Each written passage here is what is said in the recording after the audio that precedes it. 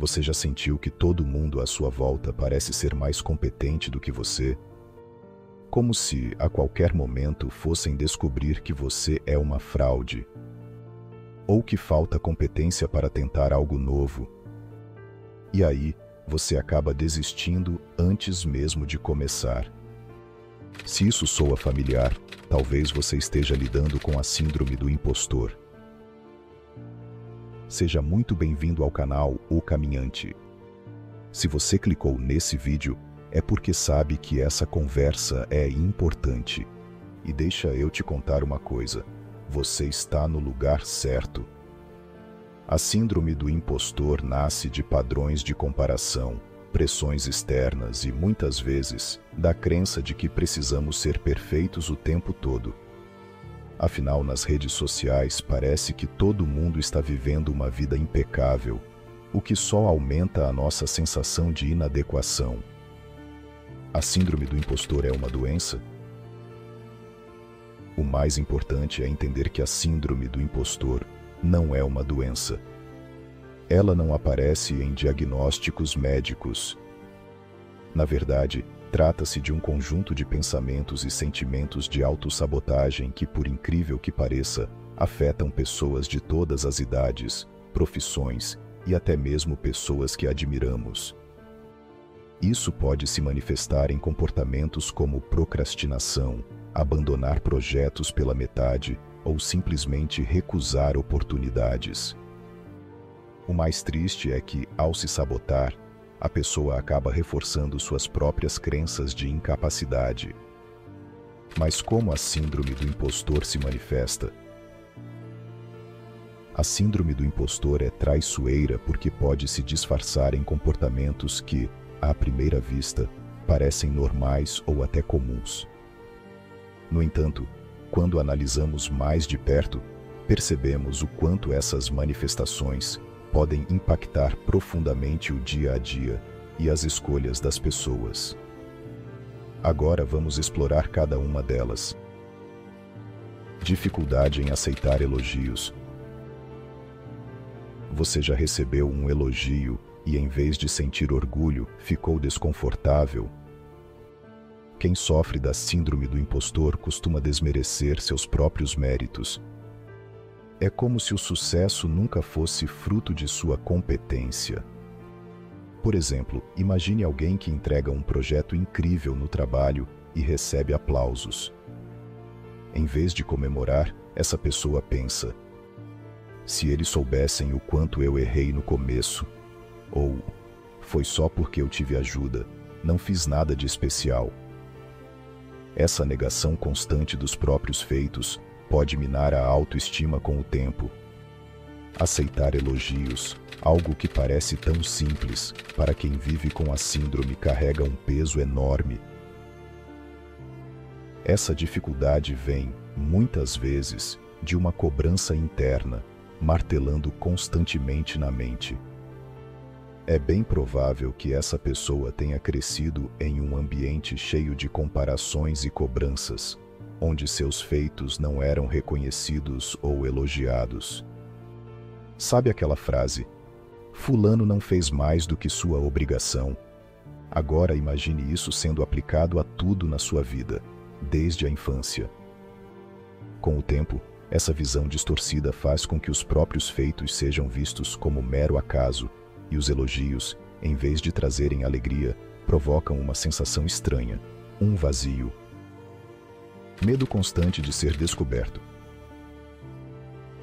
Esse é o coração da síndrome do impostor, a sensação de que, mais cedo ou mais tarde, alguém vai perceber que você não é tão competente quanto parece. Esse medo pode ser paralisante, já que a pessoa sente que está vivendo uma mentira. Mesmo com provas concretas de sua capacidade, diplomas, conquistas, promoções, ela acredita que tudo foi um erro ou que está enganando os outros. Esse pensamento gera uma angústia constante, onde o sucesso é visto como algo imerecido e temporário. O que leva à supervigilância. A pessoa tenta antecipar problemas, corrige mínimos detalhes e evita qualquer situação que possa expô-la. Ela está constantemente se policiando, como se cada movimento fosse parte de um grande jogo de enganação. É como estar em um palco com holofotes apontados para cada imperfeição, mesmo que na realidade ninguém esteja prestando tanta atenção assim. O resultado? Esse medo se torna tão intenso que a pessoa não consegue relaxar, ser espontânea ou aproveitar suas vitórias. No fundo, o medo de ser desmascarado é uma extensão de inseguranças antigas, alimentadas por anos de expectativas irreais. Por mais que essa pessoa tenha conquistas e provas de sua competência, a sensação de estar enganando os outros persiste, porque dentro de si ainda ecoa o sentimento de não ser boa o suficiente. Perfeccionismo excessivo. Para muitos, o perfeccionismo é visto como uma qualidade. Mas para quem sofre da síndrome do impostor, ele pode ser um peso insustentável. O perfeccionista nunca acha que seu trabalho está bom o suficiente. Ele revisa, corrige e recomeça infinitamente. Esse comportamento não é apenas desgastante, mas também cria uma barreira contra o reconhecimento pessoal. Mesmo quando entrega algo impecável, a pessoa foca nos detalhes que poderiam ter sido melhores, buscando a perfeição. Além disso, o perfeccionismo pode atrasar ou até impedir a conclusão de projetos. É o clássico caso de alguém que prefere esperar até estar 100% pronto. Mas esse momento nunca chega. O medo de cometer erros ou de não atender aos próprios padrões faz com que a pessoa adie decisões, perca prazos e, muitas vezes, nem compartilhe seu trabalho com os outros. Esse padrão de comportamento, muitas vezes, tem raízes profundas na infância. Frases como "você pode fazer melhor" ou "não é bom o suficiente" podem ter levado à crença de que somente a perfeição é valorizada. Com o tempo, esse padrão se transforma em uma prisão emocional, paralisia pela dúvida.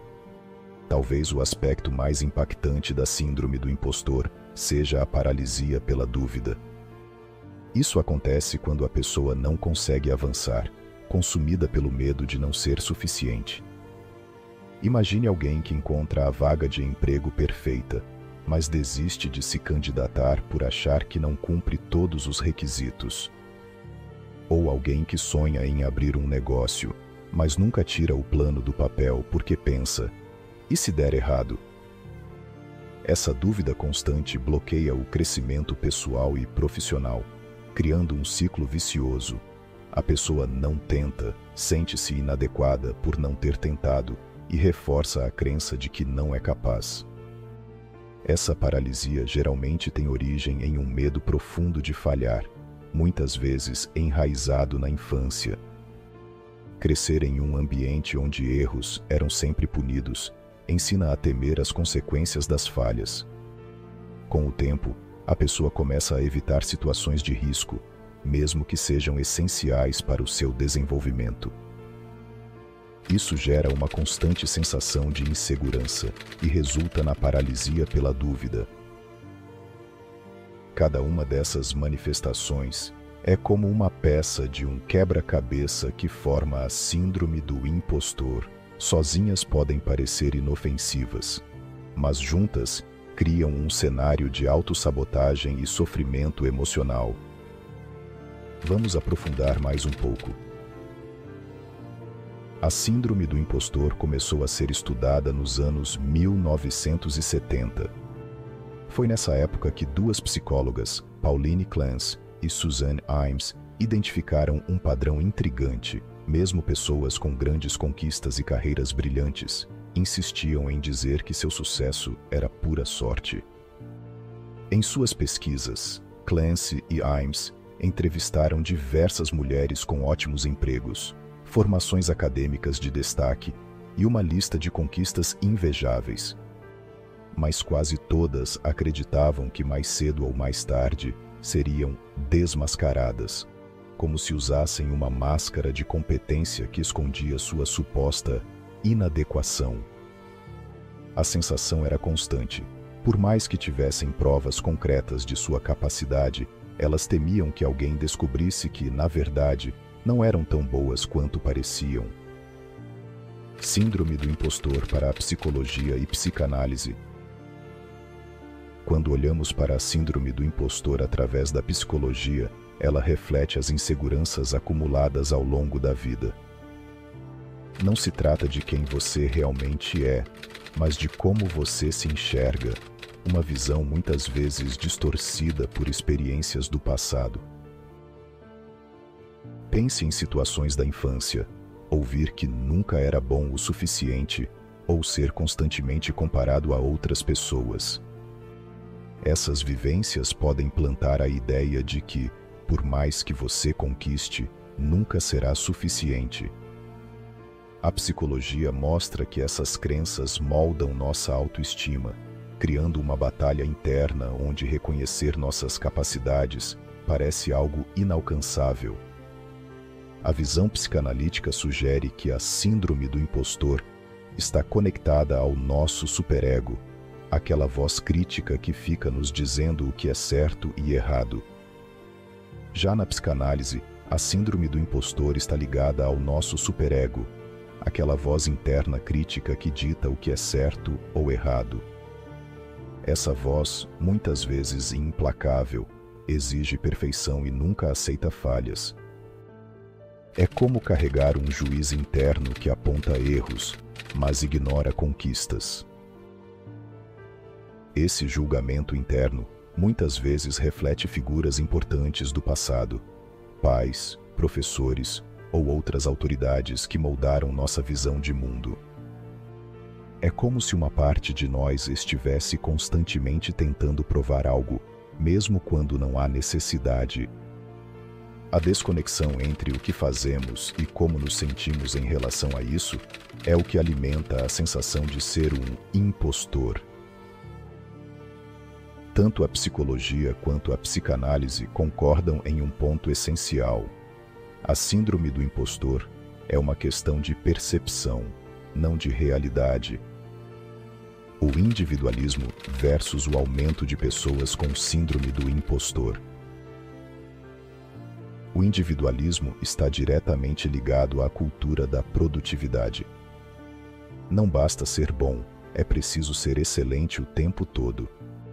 Esse ciclo de exigências cria um ambiente onde o perfeccionismo e a autossabotagem, características centrais da síndrome do impostor, se tornam cada vez mais comuns. Quem sente que nunca está fazendo o suficiente acaba se desgastando emocionalmente, alimentando a sensação de ser um impostor, mesmo diante de conquistas reais. E em uma sociedade que valoriza apenas resultados visíveis e grandiosos, esse sentimento de insuficiência só se intensifica. Com as redes sociais, essa pressão aumenta. Em uma vitrine onde as pessoas exibem seus melhores momentos, é fácil se perguntar: se todos estão indo tão bem, o que há de errado comigo? As redes sociais amplificam esse sentimento, criando uma comparação constante. O problema é que essas plataformas são editadas. Ninguém posta seus fracassos ou momentos de dúvida. E assim, a sensação de estar à margem cresce, pois em meio a tantas vitórias aparentes, é fácil acreditar que não estamos à altura. E como superamos isso? Superar a síndrome do impostor começa com o reconhecimento e a aceitação de que esse sentimento de inadequação é comum, mas não reflete a realidade das suas habilidades. O primeiro passo é mudar a forma como você se vê e como percebe suas conquistas. Seu sucesso não é fruto de sorte ou de circunstâncias externas, mas sim resultado do seu esforço e competência. Praticar a autocompaixão também é crucial. Trate-se com a mesma gentileza e compreensão que você trataria um amigo. Buscar apoio de colegas, mentores ou terapeutas pode ser essencial. Compartilhar suas dúvidas ajuda a perceber que muitos enfrentam os mesmos desafios. Por fim, lembre-se de que errar faz parte do processo de crescimento e não define seu valor. Abrace as falhas como oportunidades de aprendizado e continue. Esse é o caminho para superar a síndrome do impostor. Lembre-se, a síndrome do impostor cresce no isolamento. E, ao promover uma cultura mais empática e colaborativa em nossa sociedade, podemos ajudar a combater esse sentimento de inadequação. Porque, no fundo, somos mais do que nossos resultados individuais. Somos parte de algo maior. Esse é o canal O Caminhante, um canal feito por pessoas comuns em busca da elevação da consciência do nosso ser.